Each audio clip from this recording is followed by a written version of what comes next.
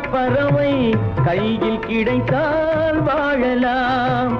கருத்தில் வளரும் காதல் எண்ணம் கனிந்து வந்தால் வாழலாம். கண்ணியே